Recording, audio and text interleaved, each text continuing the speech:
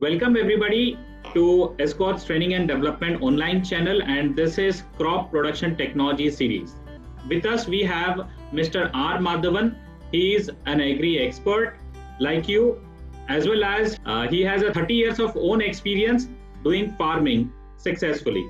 So let's try to listen today on the episode which is on sowing, plant population, as well as harvesting and marketing. Welcome, Mr. Madhavan. Let's hear from you on this episode. Thank you. I think we were going through a lot of episodes and we were covering quite a few topics on farming and management area, though you are familiar with some, and I was sharing my experience and other things. If there was any repetition, I think you need to ignore and continue with what you want to take out of that. Now I felt on plant population. See, please remember, now you have gone through a lot of episodes now, few episodes with various inputs and various techniques and various methods, etc. Of all, plant population per acre plays a vital role. Say for example, I'll take an example of corn. Now, how many seeds I can accommodate, that is how many plants that I can accommodate in an acre. We talked little bit on land preparation about certain methods of doing it for the tractor. See, most of our operation which are very difficult to do manually, we have to take a help of a tractor, which not only improves labor efficiency but also certain amount of precision, which is needed for various our cultural operation, irrigation, pest management, all that we spoke about it, for which we need little precise manner. It is organized and put the plant. But within that, we have to put optimum plant population. Now, to have a plant in a field, the prerequisite for you is fertile ground. Number 2, very important, but we are getting it free, sunlight. Now, we have to, catch this sunlight very efficiently, and that is where your plant population is managed. You can't have gaps. At the same time, you can't overpopulate it. So you have to have an optimum population. How do you decide on the optimum population? I said 2 areas. One, canopy of a plant is to be first kept in mind. If it is a brinjal, you know how much. I'm going to show you, the field of brinjal to my left on the screen. You can see a brinjal crop.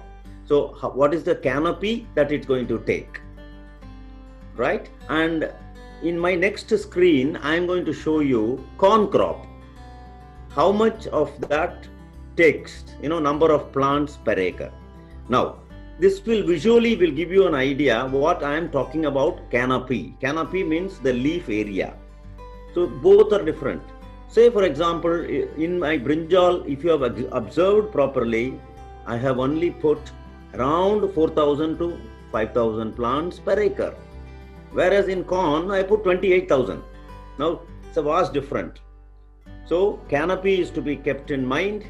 Number 2, the fertility of the particular soil. Now, we all know that fertility is measured through soil test only. Complete soil analysis, and we talked about it in a complete episode. Separate special episode on soil management and soil testing, etc.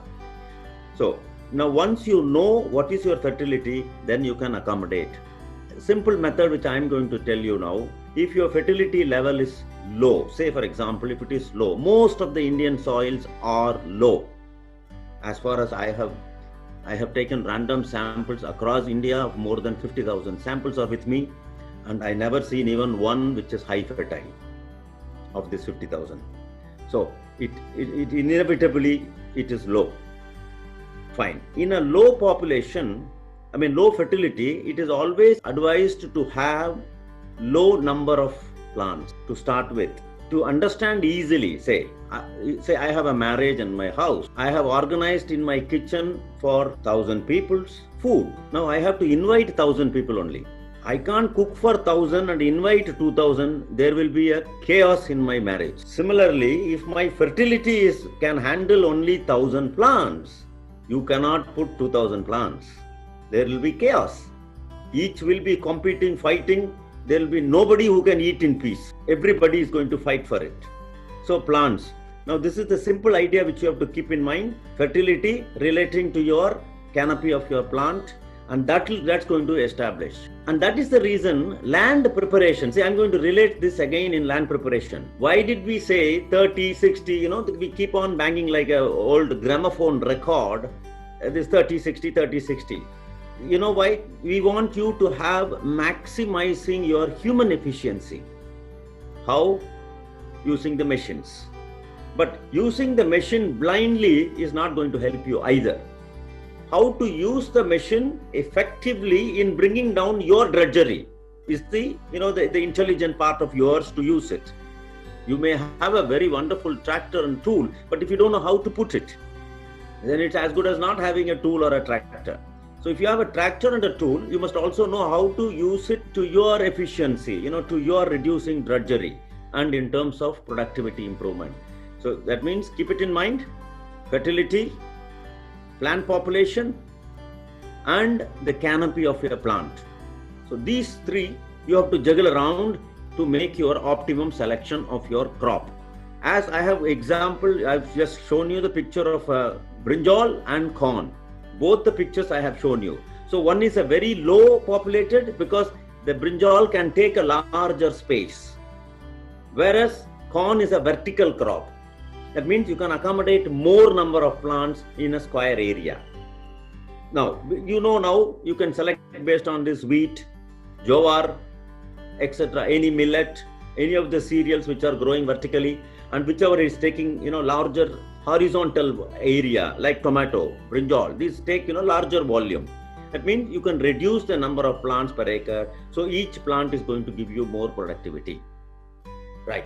Now, this is about planting, precisely planting on these basic steps. The next one which I would like to share, marketing.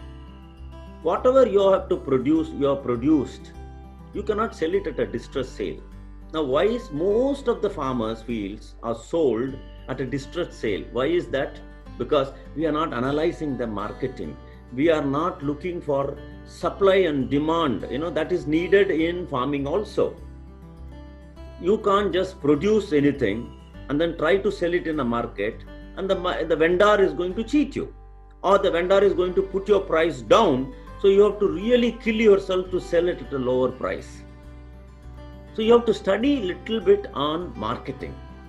Prior to that, unfortunate, this is very unfortunate and it is very sad. I have seen it across the fields. In my own farm it happened. Whenever we are harvesting, we are not grading them. You see, the grading is not done as widely as it should be. Suppose I pick brinjal. Initially, what my own farmer, my own helper who is helping me in my farm activities, initially, long day, about 20-30 years ago, what he used to do is, we'll put all the bad ones at the bottom and put half the gunny bag, and the half the gunny bag very good one. So when you open a bag, you will see a good one. But when the vendor pours it out, he will see the 50% which are rot. We should never do that. So I've changed that concept, and I have seen it many places that's happening. They just mix it. That is not a good way. So whenever you bring a produce harvested from your field at proper time, proper maturity, everything, because you know all that, bringing it to the yard, to your place, first segregate it. The more you segregate, the better remuneration you get. The more disciplined you are in your segregation, your value is added. See, after I have started doing that, almost now 2 decades past, in the market, they wait for my product before the price is fixed. You see, so that is the discipline you have to bring it in. Like any industry, many industries are doing this. But why in farming we are not doing it is a tragedy. We should be doing that in the farming also, which really pay you very well, and your name. You see, you are sending it in your farm name. Oh, I get this gunny bag from this farm. That means let us wait.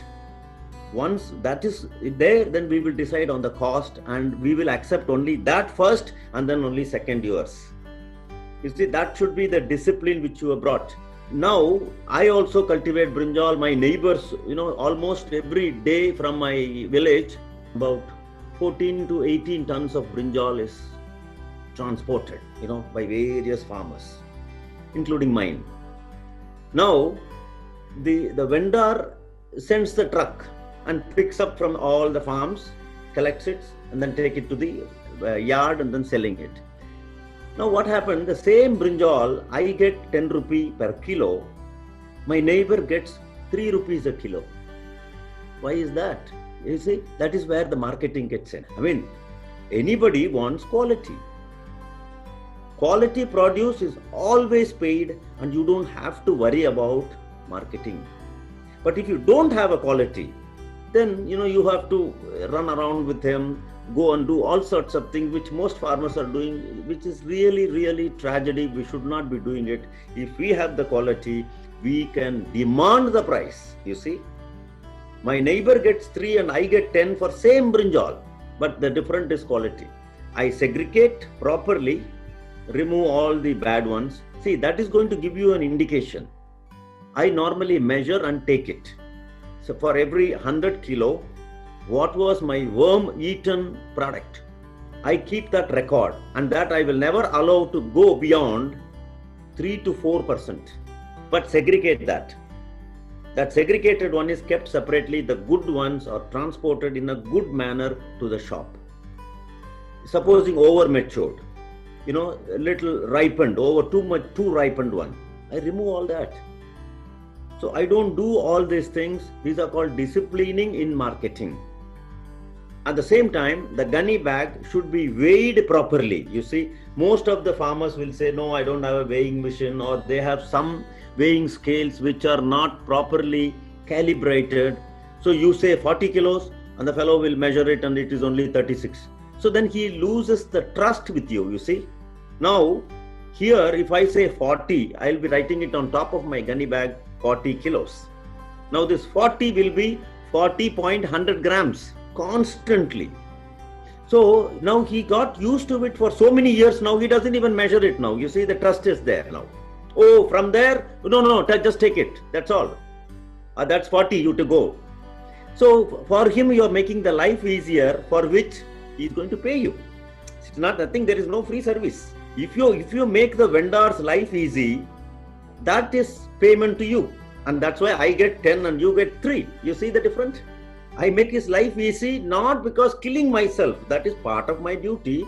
Because I produce brinjal, that means I am the producer. Like a tractor. Now you want to buy a tractor and you want to get it done, neatly, cleaned, everything, pakka. The moment you put the key in and then it should start and everything should be perfect. Otherwise you are not going to buy it. Similarly, brinjal, it should satisfy the end customer. Who is the end customer? The ladies. If they are unhappy, see, vendor is not going to consume. So you have to satisfy the house ladies. They have to be happy. Initially, I'll share my experience, what I did with the cabbage, marketing of cabbage. I used to produce 4 kilo head of cabbage. Each will be 3 kilos, and I used to be so proud. I've got 3 kilo head cabbage. But then my price will be 2 rupees per kilo. I thought, what is this? What is the use of this? So I went to the vendor shop and stood far away, while he was doing marketing. In the evening hour is the busiest hour in that market, where all the ladies of the house, come to the market. Hundreds of ladies. So I stood, about 10-15 feet away from that shop and watched what's happening. So ladies come, pick up these 3 kilos. Their face, went shriveling. They immediately put it down.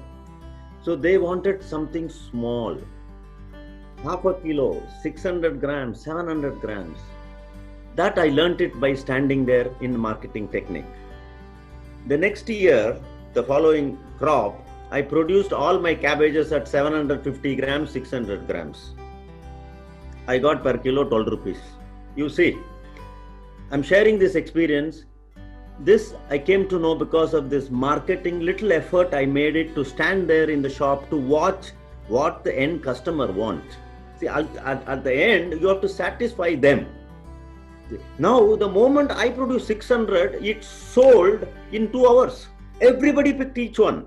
Then I thought, why is this? So all the ladies are happy to take one whole fruit instead of cutting, making 4 or 5 cuts and taking it pieces. They were very hesitant to do it. And 4 kilo is not useful for them. Maybe it's useful for marriage or some temple festival. But for domestic consumption, for the everyday domestic house consumption, they prefer 600, half a kilo is the ideal size for them. So we can produce that as a farmer. But you must know what should be your produce to satisfy the end customer there. Then your marketing is much easier. Please remember quality, size. The next one comes. I have a guava orchard. Guava fruits orchard. Now I sort of worked on it, how to make the customer happy on buying your guava. How do you do it?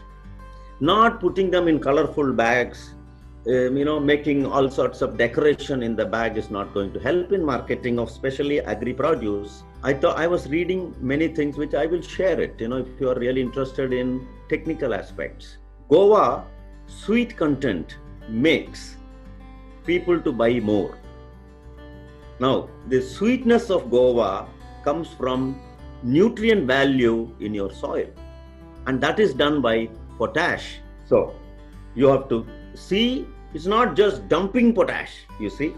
The potash should be made available to that particular crop at particular window, particular time. Then the sweetness increases. So, I have a meter, which is very cheap, simple tool. It's called Brix measuring meter. I'll show you the picture at the side, how this machine, a small gadget. It's a very small, very, very small. It is like a torchlight. Now, what do you do with this?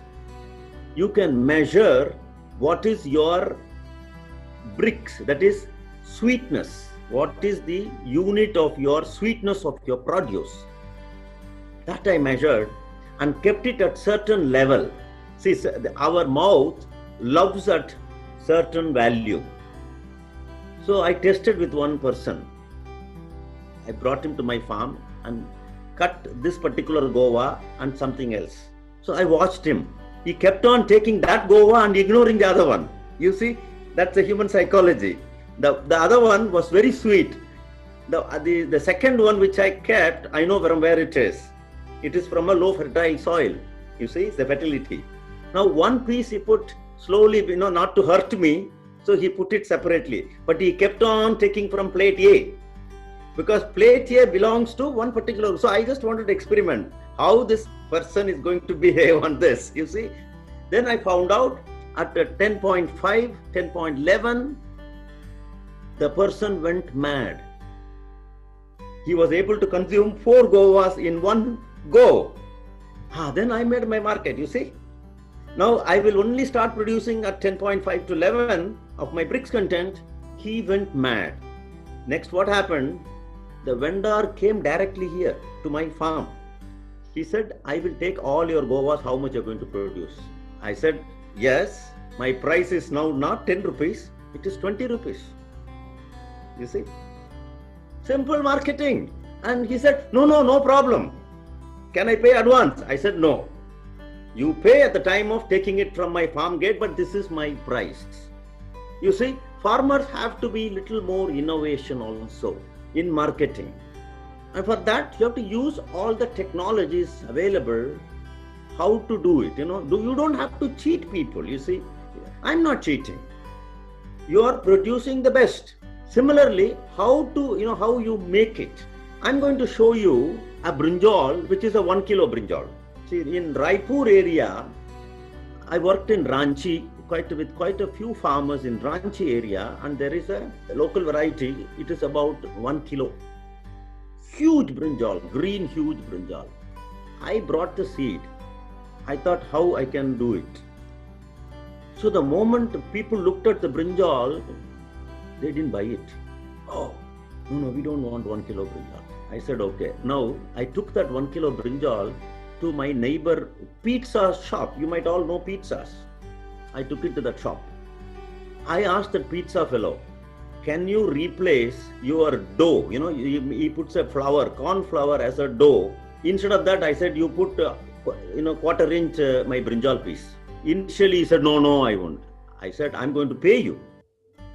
See, I will pay for you to do this and buy that product, buy back from you whatever price you are saying. So he was agreeing. Because he is not at a loss, he is now gaining. So I made 2 brinjals, 8 7-inch pieces. So I received about 8 pieces of dough. I said, dress it with cheese and all that with the brinjal. I said, now bake the brinjal. He baked it. I made him to eat one. And I asked his cook, eat one. So everybody to eat one at my cost. My brinjal, my product, I paid for him. I said, eat. Sir, this is so wonderful. Brinjal has become so soft and all the cheese has gone and penetrated everything in. I said, yes. Sir, can you please supply us with brinjals? We will buy anything. I said, per brinjal, 100 rupees. You see the marketing, I'm sharing this. This happened. So instead of saying, oh, what will I do? So what I did, the centerpiece, I got 4 7-inch diameters, quarter-inch thickness piece. And on either side, they were shapeless. So those brinjals were discarded. Then I called the hotel fellow. Here, you take 5 rupees and you chop it and put it in sambar. Anyhow, you're going to put chopped brinjal only in sambar. You don't need a 7-inch diameter and 1/4-inch thickness. All that is not needed for you. What you want is a brinjal. Here, take it. So the side chopped one brinjals after the pizza gone for other marketing, which is hotel. Product is clean, neat. Center one is for now 100 rupees.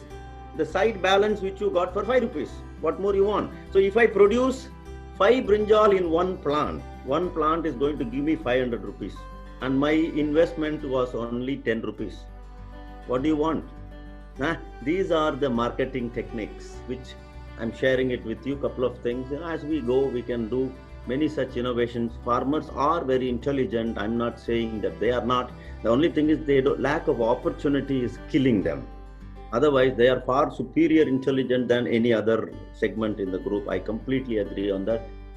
Thank you very much. We'll keep moving around with a lot of questions, which I look forward for it. Thank you very much, sir. It was a wonderful session today. I would say it's an eye-opener. It is there in front of us, but we were missing it. The way you told how to market our product, it is very simple, but it is very innovative. I would say each and every farmer who would watch this episode will surely, and not just 100 but 200%, they will get benefit out of this.